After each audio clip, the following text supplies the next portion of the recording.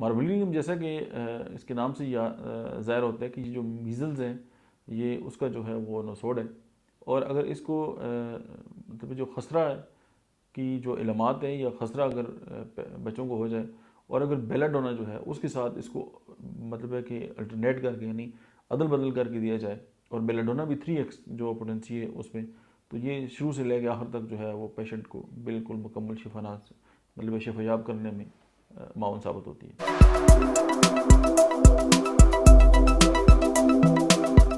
बिस्मिल्लाहिर्रहमानिर्रहीम, अस्सलाम वालेकुम। मेरा नाम डॉक्टर अहमद एजाज़ है और मैं सिमिल ओमी क्लिनिक से बड़ावाद से आपसे मुखातब हूँ। होम्योपैथिक थेरापीटिक्स के सिलसिले में आज हम जिस दवा के बारे में बात करेंगे उसका नाम है मार्बलिनियम।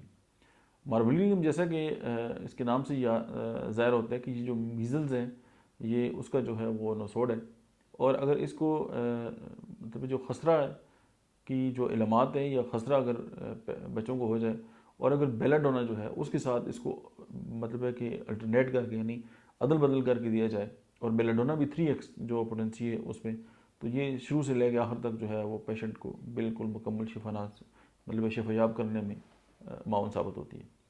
और इसकी जो 200 की जो ताकत है मार्बलिनियम की, और वो जो है वो खसरा के जो बद असरात हैं या गलत इलाज के नतीजे में अगर खसरा जो है वो बॉडी के अंदर स्प्रेस हो गया और कम्प्लिकेशन आ गई हो, वो उसको भी दूर करती है।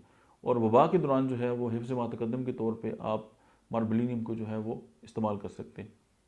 मतलब है कि 3-4 जो इंडिकेशंस हैं कि मीज़ल्स और टेकिकार्डिया और कंजक्टिवाइटिस, ये मेन इसकी जो सिम्टम्स हैं। तो अगर इस तरह की सिम्टम्स लेके आपके पास पेशेंट आते हैं तो मार्बलिनियम जो है वो आपकी बहुत मदद कर सकती है। Thank you very much.